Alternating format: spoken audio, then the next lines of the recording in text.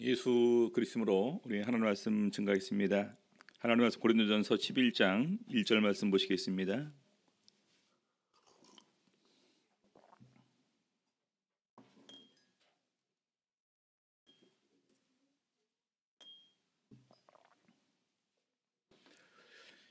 고린도전서 11장 1절 말씀.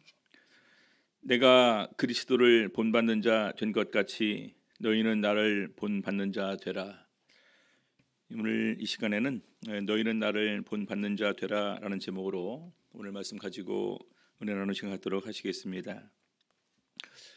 예전에 제가 이렇게 이제 그 설교할 때도 부임 인사할 때 대충 이렇게 말씀을 드렸는데 아마 이제 제목이 신앙의 지표를 가지자라는 제목으로 말씀을 드린 기억이 납니다. 제가 이제 신학을 할 때 나름대로 이제 그 신앙생활이 뭔가라고 이렇게 보니까 하나님과 나와의 관계더라고요. 그래서 그 하나님과의 나의 관계를 좋게 하기 위해서 어떻게 할 것인가 생각해 보다가 성경에 기록된 좋은 신앙인의 모습을 본받는 것이다라는 이런 생각이 들어서 나름대로 이렇게 신앙의 지표를 세우자. 그래서 구약 시대 몇 명의 인물들의 좋은 점을 쭉 이렇게 말씀을 드렸던 기억이 납니다. 우리 아브라함은 우리 하나님께로부터 친구로 인정을 받지 않았습니까? 나의 하려는 것을 아브라함에게 숨기겠느냐? 참 그렇게 하나님께서 아브라함에게 내시기를 해주셨고요. 또 이제 모세에 대해서는 지면의 모든 사람보다 온유함이 승하더라 이렇게 기록이 되어 있었고요. 그다음에 이제 그 다윗 왕에 이르러선 다윗은 사울을 패하고 이새의 아들 다윗을 만나니 내 마음에 합한 사람이다. 내 뜻을 다 이루게 하리라. 왜 이새 아들 다윗을 만났을 때 합한 사람이 되었을까? 몇 가지를 이렇게 이제 보니까 우리 다윗은 정직한 사람으로 이렇게 소개가 됩니다. 그리고 믿음이 참 순수하고 절대적인 믿음을 가지고 있습니다. 사자와 곰의 입에서 양을 이렇게 이제 구해내고 심지어 이 골리앗과의 싸움에서 절대적으로 이 하나님을 의지하는 이런 그 믿음을 보여주었고, 나중에 시편을 보니까 우리 다윗은 말씀과 기도와 찬양의 사람이었더라고요. 내가 주의 뜻 행하기를 즐기오니 주의 법이 나의 심중에 있나이다 하였나이다. 주의 뜻 행하기를 즐기오니 주의 법이 나의 심중에 있다. 그러면서 그와 함께 하나님의 능력과 역사를 체험하는 가운데서 저절로 감사와 기쁨이 나오는 이 찬양과 기도는 다윗 신앙의 여러 가지 부분의 표현이었다라고 볼 수 있습니다. 그다음에 다니엘 같은 경우는 이제 그 사자굴에 이렇게 떨어지는 가운데 그런 위협이 있음에도 불구하고 다 봄에도 불구하고 창문을 열어놓고 항상 전에 행하던 대로 예루살렘을 향해서 기도했다라는 모습을 이렇게 얘기를 했었습니다. 정말로 그런 부분을 본을 받아야 되겠다라는 생각을 했었고, 나중에 이제 우리 신약 시대 쭉 이렇게 보니까 신약 시대도 많은 성경 인물들이 나오지 않습니까? 그 중에 대표적인 인물이 우리 사도 바울이었습니다. 근데 우리 사도 바울은 오늘 본문에 보니까 너희는 나를 본받는 자 되라 이렇게 얘기를 하더라고요. 그래서 제가 쉽게 나도 이것도 본을 받아서 이렇게 얘기할 수 있는 사람이 되어야 되겠다.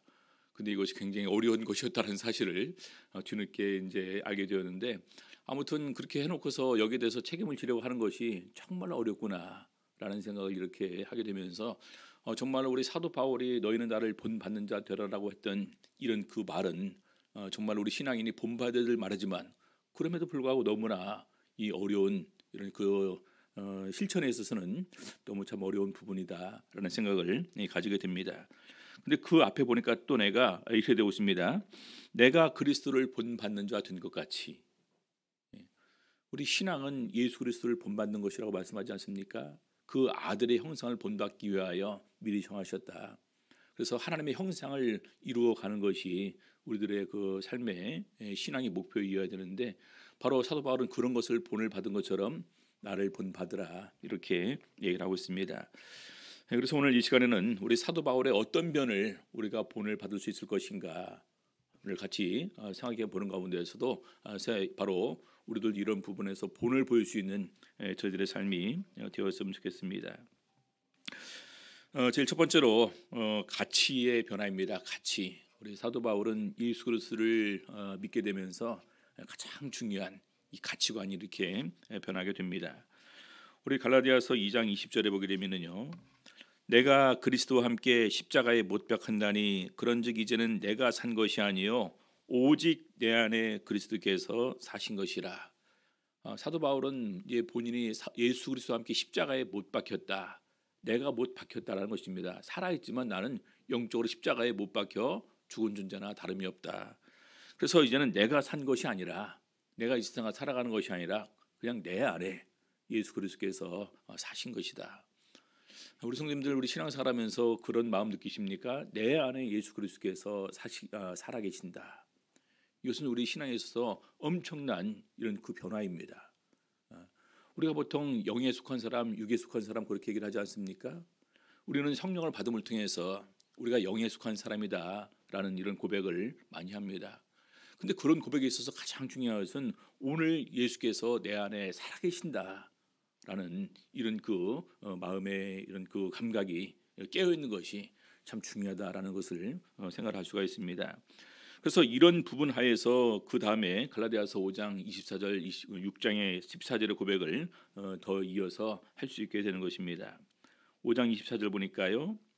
그리스도 예수의 사람들은 육체와 함께 그 정과 욕심을 십자가에 못 박았느니라. 그리스도의 사람들, 예수님께서 내 안에 사시는 가운데서 내가 이 세상을 어떤 모습으로 어떤 마음으로 살아갈 것이냐, 정과 욕심을 십자가에 못 박았다. 우리 이제 세 가지를 얘기를 하지 않습니까? 육신의 정욕과 안목의 정욕과 이생의 자랑. 가장 기본적인 우리 인간의 3대 본능에서 나오는 이런 그 욕망이다, 이렇게 얘기를 하고 있습니다. 근데 그런 것을 십자가에 못 박았다라는 것입니다. 근데 가만히 보니까 이것을 못 박았다라고 보니까 이 세상에서 이 사람은 목적 없이 사는 사람이에요. 세상에 목표가 없는 사람입니다. 그렇지 않습니까? 근데 더 귀한 것을 위해서, 더 가치 있는 것을 위해서 오늘 사도 바울은 이런 세상에 있는 이런 모든 것을 십자가에 못 박았다, 그렇게 얘기를 하고 있는 것입니다. 그래서 갈라디아서 6장 14절에 보니까 그러나 내게는 우리 주 예수 그리스도의 십자가 외에 결코 자랑할 것이 없으니. 우리 이 세상에서 육신의 정욕, 안목의 정욕, 이생의 자랑이 마음속에 있는 사람들은요, 참 자랑할 것이 많이 있을 것입니다. 우리 주변에 참 사소한 것, 어떤 물건 하나, 그다음에 먹는 것, 입는 것, 이 세상에서 내가 누리는 것, 이런 것 작은 것이라도 굉장히 또 자랑을 하고, 심지어는 대학교, 직장, 결혼 이런 수많은 인생에 관한 부분으로 자랑할 것이 많을 텐데, 우리 사도 바울은 거기서 단호하게 얘기를 합니다. 십자가 외에는 결코 자랑할 것이 없으니. 우리 성도님들, 이것이 사도 바울이 예수 그리스도를 믿고 있는 가운데서 가장 중요한 가치관의 완전한 변화입니다. 우리 빌립보서도 유명한 두 가지가 있지 않습니까? 내게 유익하던 모든 것을 해로 여길 뿐더러 다 배설물로 여긴다라고 이렇게 고백을 합니다. 내게 유익하던 것, 세상적인 이런 수많은 가치 있는 것들, 이런 조건들, 이런 것들을 사실은 자기를 위해서 유익한 것인데 다 해로 여길 뿐더러 심지어는 배설물로 여긴다, 이렇게 고백을 한다는 것은 그의 가치관이 완전히 주님 앞에서 변화됐음을 고백을 하고 있습니다. 자, 두 번째 자세는요, 이 복음 증거할 때의 복음에 대한 우리 사도 바울의 자세를 본인 스스로 이렇게 증거를 하고 있습니다. 고린도전서 4장 15절 보시겠습니다. 고린도전서 4장 15절. 그리스도 안에서 일만 스승이시되 아비는 많지 아니하니 그리스도 예수 안에서 복음으로써 내가 너희를 낳았습니다. 우리 사도 바울이 본인이 예수 그리스도의 종으로서, 예수 그리스도의 사도로서 또 직접 그런 이 소명 받은 가운데에서 이렇게 복음 전파의 사역을 감당했지만, 이 사도 바울은 스승으로서가 아니라 부모의 마음으로서 복음을 전했다. 그래서 그리스도 예수 안에서 복음으로써 내가 너희를 낳았음이라, 이렇게 고백을 하고 있습니다. 그러면서 고린도전서 9장에 있는 이런 부분에서 사도의 권을 쭉 열거하는 가운데에서 이러한 사도의 권한, 9장 12절 보니까요, 다른 이들도 너희에게 이런 권을 가졌거든 하물며 우리일까 보냐. 그러나 우리가 이 권을 쓰지 아니하고 범사에 참는 것은 그리스도의 복음에 아무 장애가 없게 하려 함이로다. 사도로서의 권한이지만 그 권한을 쓰지 않았다는 것입니다. 우리 스승은 그 권한을 쓰겠죠. 선생님은 그 권한을 쓰겠죠. 그러나 아버지는 자식에게 그런 권한을 쓰지를 않습니다. 그러지 않습니까? 자녀가 어떻게 된다는 것은 우리에게는 하나의 아픔입니다. 우리 이제 목자님들도 이렇게 이제 가만히 보게 되면은 우리 목자님들도 참 이렇게 이제 그 많은 부분에서 제일 어려움이 많을 텐데 제일 큰 아픔은 자녀들일 것입니다. 우리 이제 그 목자님들도 쭉 이렇게 이제 보면서 어느 날 우리 한번 이제 그 몇 분이 앉아서 나이 드신 분들부터 쭉 자녀들을 이제 보면서 참 이렇게 다들 이런 고통 가운데 있구나라는 것을 이렇게 이제 그 보면서 정말로 그 부분은 우리가 뭘로 되질 않거든요. 부모의 권한, 부모의 권세 눌러서 호통쳐서 요구해서 될 수 있습니까? 안 되죠, 그렇죠? 그냥 끝없는 사랑으로 기다려주는 것이 부모의 마음입니다. 돌아오기를 바라면서 애타하면서 심지어 눈물 흘리면서 돌아오기를 바라는, 그래서 그런 마음에 이런 복음을 전했음을 사도 바울은 증거를 합니다. 권한을 쓰지 않았다. 심지어는 감옥에 갇힌 가운데서도 빌립보서 1장 12절을 보니까요, 형제들아 나의 당한 일이 도리어 복음의 진보가 된 줄을 너희가 알기를 원하노라. 자기가 감옥에 갇혀 있어요. 옥에 갇혔기 때문에 그렇게 자유롭게 복음을 전할 수가 없습니다. 근데 오히려 바울 사도를 시기하고 질투하는 사람들이 감옥에 갇혔을 때 더욱더 많은 사람들이 이제 그 경쟁적으로 복음을 전한다. 그래서 그런 소식을 들으면서 어떻게든지 전파되는 것은 그리스도다 하면서 기뻐한다라고 그렇게 고백을 합니다. 그래서 오로지 마음이 복음 전파예요. 그래서 그 복음 전파의 가장 중요한 것은 부모의 마음으로서, 그래서 그렇지 형상이 이렇게까지 다시 해산하는 수고를 한다는 부분도 그 연장선상에서 있는 이런 사도 바울의 이런 심경의 고백이다, 이렇게 얘기를 할 수 있습니다.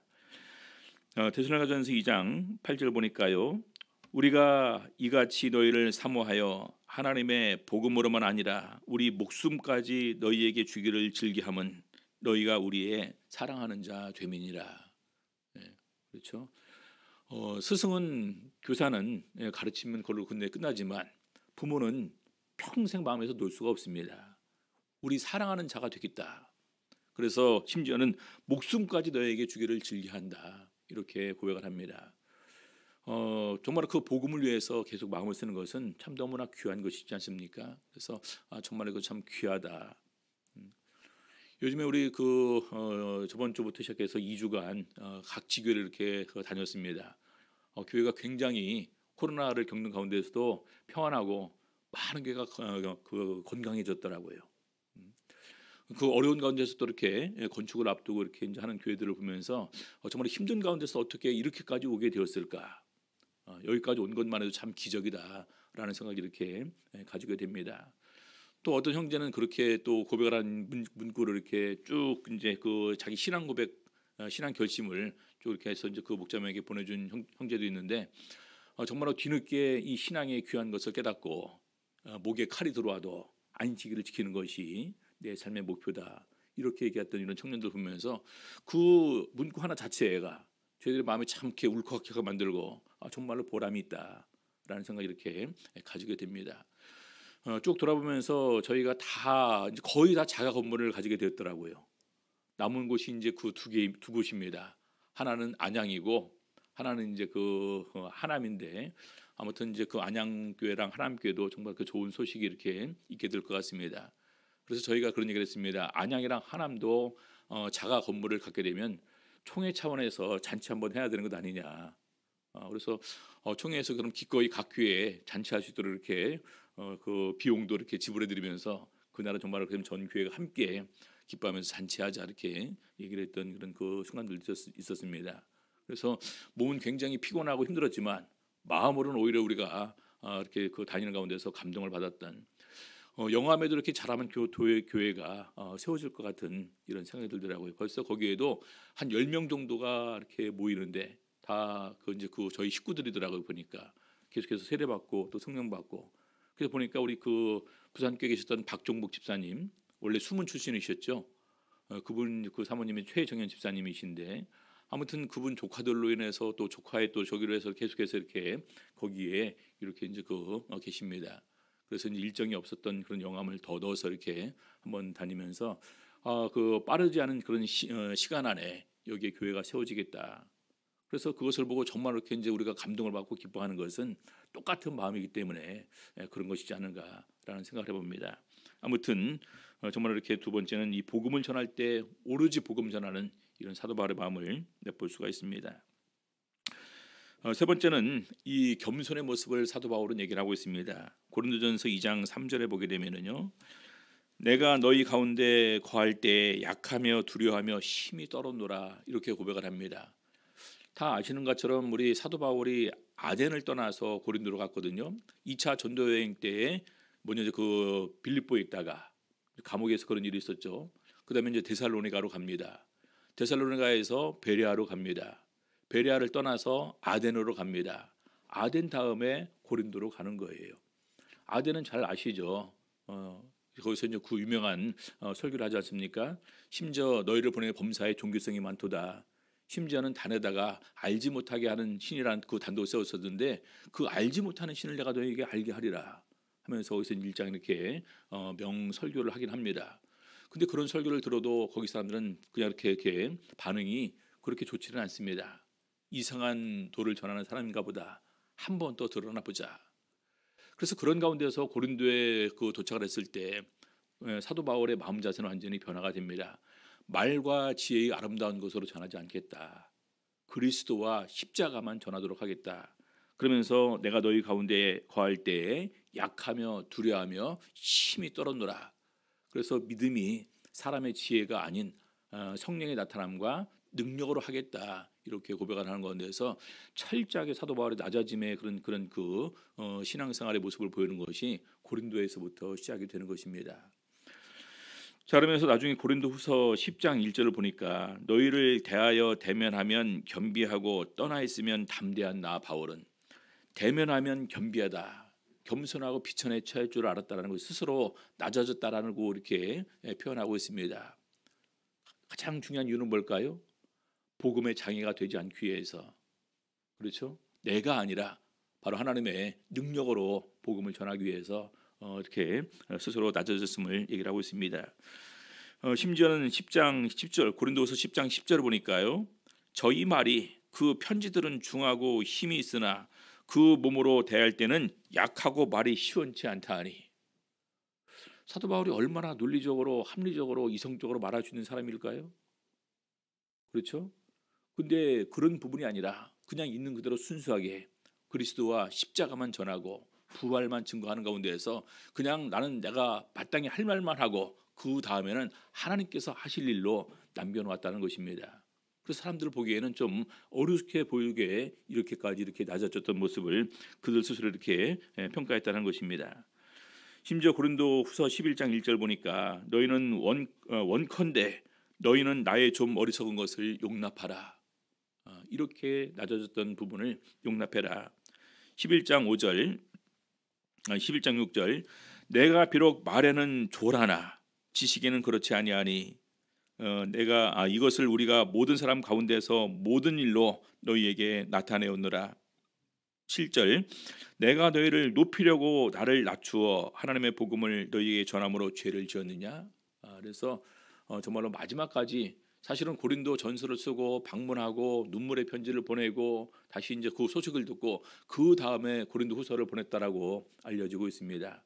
많이 방문했었고 또 편지를 이렇게 보냈는데 마지막 고린도 후서에서까지도 사도 바울은 자기 마음을 이렇게 표현하고 있습니다. 겸손한 모습으로. 자, 그다음에 네 번째로는 눈물입니다. 눈물. 사도행전 20장 17절에서부터 보시겠습니다. 17절, 바울이 밀레도에서 사람을 에베소로 보내어 교회 장로들을 청하니, 왜냐하면 이것이 이제 그 사도 바울이 2차 전도여행을 끝낼 무렵에 오순절에 맞추어 예루살렘에 올라갈 계획을 세우게 되는데 에베소로 들러가면 이렇게 시간이 촉박할 것 같으니까 배를 타고 가는 가운데에서 밀레도라는 섬으로 에베소 장로들을 이렇게 오도록 청하게 됩니다.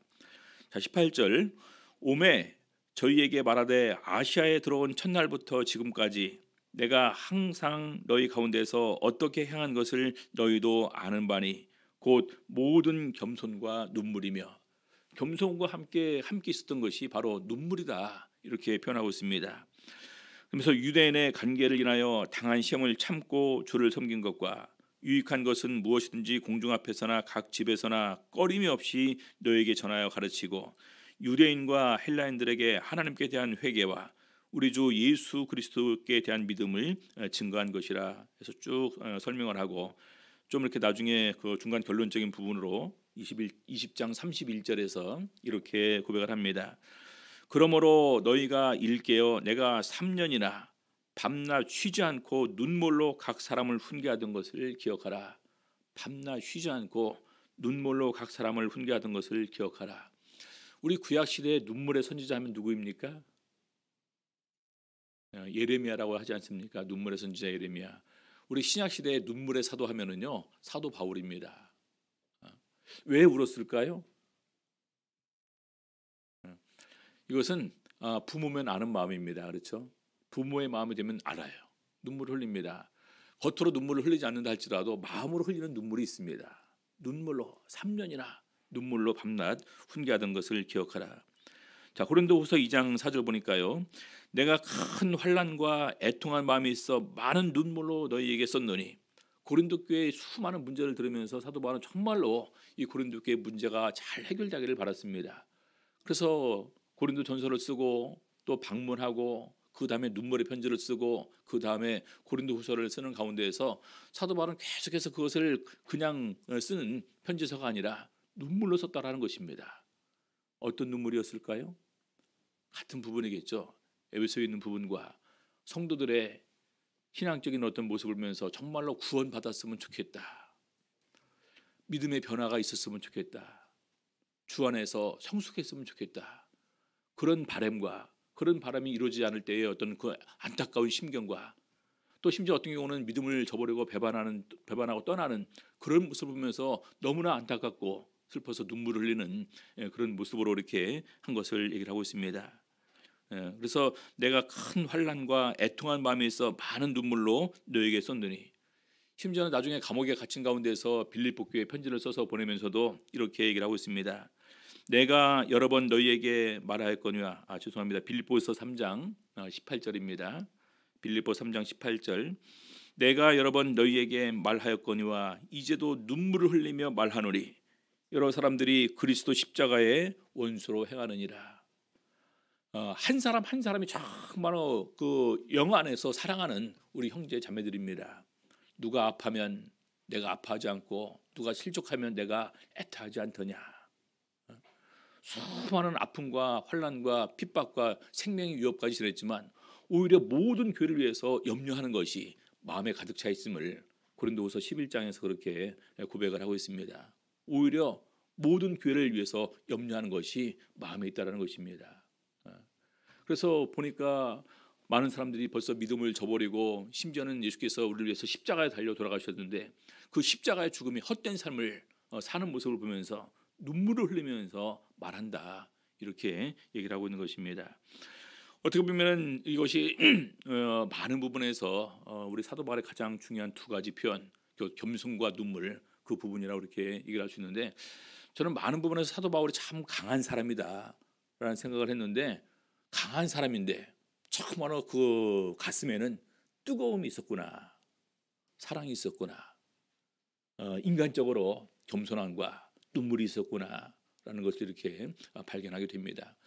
우리 성도들 상호 간에 정말로 이런 마음을 품고 서로 간의 겸손함과 서로 간의 눈물로 이렇게 우리 각 성도들의 영혼을 위해서 우리가 간구하면서 무릎을 꿇을 때 우리 하나님께서 얼마나 기뻐하실까요? 그래서 우리들의 성도들의 관계가 그렇게 되었으면 좋겠습니다. 자, 그다음에 고난에 대한 우리 사도 바울의 자세입니다. 계속해서 우리 사도 바울은 우리가 고난 받는 것은 당연하다. 왜 그렇습니까? 우리 속담에 믿음에서 나온 말이 아니죠. 좋은 일에 막아 낀다라는 말이 있는데, 나중에 우리가 신앙 안에서 보니까 하나님께서 세우신 좋은 계획에 마귀가 방해하는구나, 공격하는구나. 그러니까 환난이 없을 수가 없는 거예요. 그래서 사도행전 14장 22절 보니까요, 제자들의 마음을 굳게 하여 이 믿음에 거하라 권하고 또 우리가 하나님 나라에 들어가려면 많은 환난을 겪어야 할 것이라고. 하나님 나라에 들어가기 위해서 우리가 겪을 수밖에 없는 환난이 우리 앞에 기다리고 있다라는 것입니다. 왜냐하면 나중에 우리가 계시록을 보니까 끊임없이 마귀와 사단이 우리를 공격할 것이기 때문입니다. 자, 로마서 8장 17절 보니까요.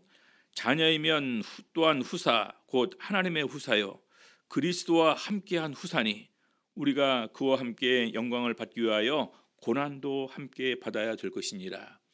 우리가 하나님의 자녀가 되었습니다. 근데 하나님의 자녀, 하나님의 아들로서 이 땅에 오신 예수 그리스도도 영광을 받기 전에 먼저 십자가 고난을 받으셨습니다. 그래서 우리가 하나님의 영광에 참여하려면 우리도 마찬가지로 고난을 받는 것이 당연하다. 그래서 우리들의 믿음에 대한 고난은 필수적으로 따라오는 것임을 알고 있으면서 우리가 이왕이면 이 고난을 기쁘고 감사함으로 받아들이는 것이 더욱더 중요한 것임을 얘기를 하고 있습니다. 그래서 빌립보서 1장 29절을 보니까요. 그리스도를 위하여 너희에게 은혜를 주신 것은 다만 그를 믿을 뿐 아니라 또한 그를 위하여 고난도 받게 하심이라. 은혜를 주신 것은 믿을 뿐 아니라 그를 위하여 고난도 받게 하심이라. 우리 성도님들, 하나님께서 우리들에게 영생의 소망을 주셨습니다. 천국을 주시고 하나님의 아들로 이렇게 삼아 주셨습니다. 그 하나님을 위해서 은혜에 보답하기 위해서 우리가 작은 고난, 환난 충분히 감수할 수 있지 않겠습니까? 그러지 않겠습니까? 그렇죠? 정말 이 작은 교회들에서 이렇게 정말 이렇게 하려고 하는 부분을 보면서 참 대단하다. 오히려 이 코로나 이런 상황에서 정말 힘들 줄 알았는데 전체적으로 총회 경제도 더욱더 좋아졌습니다. 지역 교회도 다 이렇게 좋아졌습니다. 새롭게 건축을 하는 교회 외에는 빛이 있는 교회가 별로 없더라고요.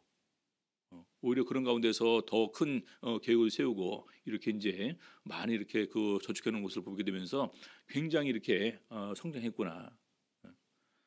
자, 그런 가운데서 여기 은혜를 함께 누리면서 그런 힘듦과 어려움을 기꺼이 극복해 내려는 이런 교회가 바로 성장하는 교회의 모습이구나라는 것을 보면서 우리 사도 바울은 더 나아가서 이렇게 고백을 하고 있습니다.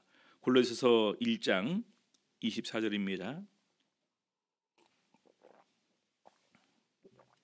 골로새 1장 24절 내가 이제 너희를 위하여 받는 괴로움을 기뻐하고 그리스도의 남은 고난을 그의 몸된 교회를 위하여 내 육체에 채우느라.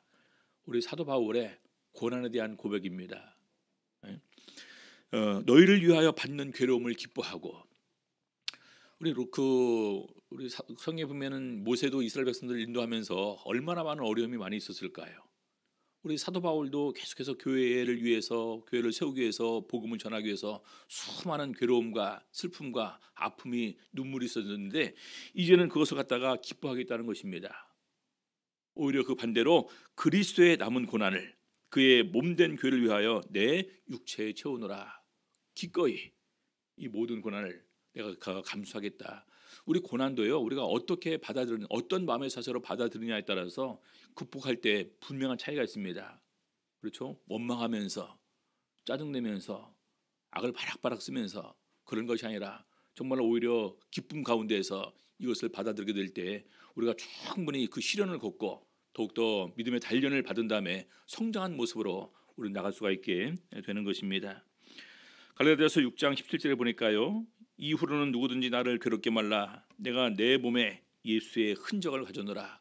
흔적, 스티그마라는 말이죠. 예수 흔적, 십자가 고난의 흔적처럼 몸에 많은 이런 상처가 있음을 이렇게 고백을 하고 있습니다. 그래서 어느 누구도 나만큼 이런 흔적들을 많이 가지고 있지 않다. 고난의 흔적을 갖고 있다는 것이 본인의 오늘 예수 그리스도의 복음을 전파하는 가장 좋은 증거임을 고백을 하고 있습니다. 그 다음에 하나님이 나의 증인 되신다는 것입니다. 우리 성도님들 가장 중요한 것은요, 나와 하나님과의 그 관계입니다. 우리 성도님들 나와 하나님과의 그 신뢰성은 몇 프로나 될까요? 예를 들어서 내가 저 사람을 확신한다라고 굉장히 확신했는데 저 사람은 나에 대해서 그런 확신을 주지를 않습니다. 내가 또한 어떤 사람을 갖다가 증인으로 세웠는데 그 증인이 나에 대해서 제대로 된 증언으로서의 역할을 해주지를 않습니다. 그럼 그 관계는 제대로 된 관계입니까? 그렇죠? 근데 우리 사도 바울은 많은 부분에서 내가 한 말에 대해서, 내가 한 일에 대해서, 내가 지금까지 지내온 이런 모든 것에 대해서 하나님께서 나의 증인이 되어 주신다. 이런 고백이 너무나 많이 있어요. 자, 로마서 1장 9절 보니까요. 내가 그의 아들의 복음 안에서 내 심령으로 섬기는 하나님이 나의 증인이 되시거니와 항상 내 기도에 쉬지 않고 너희를 말하며. 우리 사도 바울이 로마에 아직 가기 전이었습니다. 로마는 다른 사람이 복음을 전했어요. 근데 우리 사도 바울의 마음속에는 로마에 가서 복음을 전하고 싶은 열망을 가지고 있었습니다. 근데 가기도 전에 계속해서 끊임없이 로마 교회를 위해서도 쉬지 않고 기도를 했다라는 것입니다. 근데 그것이 바로 내 심령으로 섬기는 하나님이 내 증인이 되준다라는 것입니다. 그래서 이런 부분을 보면서 사도 바울은 정말로 예수 그리스도 앞에서 한치 부끄러움도 없는 정말로 그 진실한 그런 순수한 이런 신앙적인 이런 그 사람들의 본을 보여주었구나라는 생각을 가지게 됩니다. 고린도후서 11장 11절 어떠한 연고뇨 내가 너희를 사랑하지 아니함이냐 하나님이 아시느니라. 이 앞에 있는 내용 보게 되면은요 사도 바울이 고린도 교회에 복음 전파할 때 폐를 끼치지 않았다는 것입니다. 용도가 필요한데 그걸 갖다가 달라고 부탁하지 않았다는 것입니다. 오히려 참 이렇게 부족한 대로 쪼들린 대로 이렇게 이제 생활하면서 오히려 고린도 교회 성도들한테는 아무 누를 끼치지 않았는데 이유가 무엇이냐? 고린도 교회 성도들을 사랑하기 때문에 사랑하는 성도들이 혹시 나의 그런 모습을 보면서 상처받아서 믿음을 저버릴까 두려워서 그렇게 하지 않았다는 것입니다. 왜 그러냐? 너희를 사랑하지 아니함이냐? 하나님이 아시느니라. 고린도후서 11장 31절 쭉 얘기 나오는 가운데서 수많은 핍박받은 것을 얘기하면서 이럼에도 불구하고 내 마음에 눌리는 것은 곧 모든 교회를 위해서 염려하는 것이라 하나님이 아시느니라. 그 부분을 이렇게 얘기를 하고 있습니다. 우리 빌립보서 1장 8절입니다. 내가 예수 그리스도의 심장으로 너희 무리를 어떻게 사모하는지 하나님이 내 증인이시니라. 예수 그리스도의 심장으로. 사도 바울은 자기 마음에 예수 그리스도의 심장이 있음을 고백하고 있습니다. 예전에 우리 코카콜라 사장이 그랬던 얘기하죠. 내 혈관에는 피가 아니라 콜라가 흐르고 있다라고 얘기하지 않았습니까? 우리 사도 바울을 보니까 자기 심장에 예수 그리스도의 심장으로 대체돼서 자기 안에 예수 그리스도의 심장이 있다는 것입니다. 그리고 그 심장으로 너희 무리를 어떻게 사모하는지 하나님이 내 증인이시니라. 우리 사도 바울을 정리하면 정리할수록 저랑은 너무나 거리가 멀더라고요. 제가 갈 길이 너무 멀더라고요. 자, 그래서 1장 8절 예수 그리스도 심장으로 너희 무리를 어떻게 사모하는지 하나님이 내 증인이시니라. 그래서 하나님께서 친히 나의 증인 되어 주심을 이렇게 자신 있게 고백을 하고 있습니다. 마지막으로 어떻게 본을 보일 것인가? 자, 우리 건너뛰어서 데살로니가후서 3장 7절에서부터 8절까지 9절까지 보겠습니다.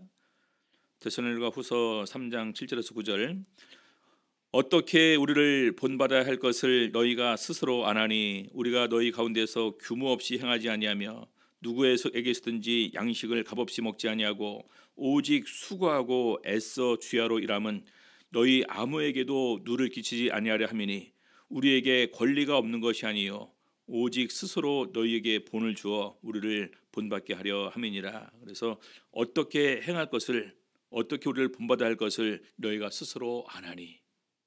그렇죠? 나중에 뭐 디모데를 보내면서 디모데를 보면서 디모데의 그 모습을 보면은 바로 내가 생각나게 될 것이다. 사도 바울을 그대로 디모데가 본을 받았고 디모데를 보게 되면은 바로 사도 바울이 생각날 정도로 그렇게 본 보이는 삶을 살았음을 나중에 이렇게 고백을 하는 것을 보게 되면서 정말로 우리가 주 안에서 이렇게 나가야 될 것 같습니다. 마지막으로 우리 빌립보서 4장 8절부터 9절까지 보겠습니다. 8절부터 9절 정말로 형제들아 무엇이든지 참되며 무엇이든지 경건하며 무엇이든지 옳으며 무엇이든지 정결하며 무엇이든지 사랑할 만하며 무엇이든지 칭찬할 만하며 무슨 덕이 있든지 무슨 기름이 있든지 이것들을 생각하라. 너희는 내게 배우고 받고 듣고 본 바를 행하라. 그리하면 평강의 하나님이 너희와 함께 계시리라. 그래서 너희는 내게 배우고 받고 듣고 본 바를 행하라. 자신이 이렇게 삶을 살았기 때문에 이렇게 본 바더라고 얘기할 수 있는 것 같습니다. 그래서 정말 우리가 가장 좋은 것은 성공한 아버지는 아들아 너는 아버지처럼 이렇게 인생을 이렇게 살아라라고 하시는 사람이라고 하지 않습니까? 우리 신앙도 마찬가지인 것 같습니다. 나를 본을 받으라. 그렇죠? 그래서 우리 그 본을 보이고 또 본받고 또 본을 보이는 이런 신앙의 전승이 이루어지게 될 때 그 교회가 더욱더 이렇게 하나님 보시기에 아름답게 성장할 수 있으리라 생각됩니다. 그래서 우리 연합교회는 우리 강남교회가 그런 교회가 되었으면 좋겠습니다. 사도 바울의 이런 그 본 보이는 모습을 우리가 하나씩 하나씩 우리도 마음속으로 묵상하는 가운데서 그렇게 될 수 있는 저희들의 삶이 되고, 또한 그것을 우리 하나님께서 기쁘시게 받으심을 통해서 더욱더 풍성한 은혜로 우리 교회에 함께 해주시기를 예수 그리스도 이름으로 원합니다. 찬양 543장 1절 3절 5절 부르시겠습니다. 543장 1절 3절 5절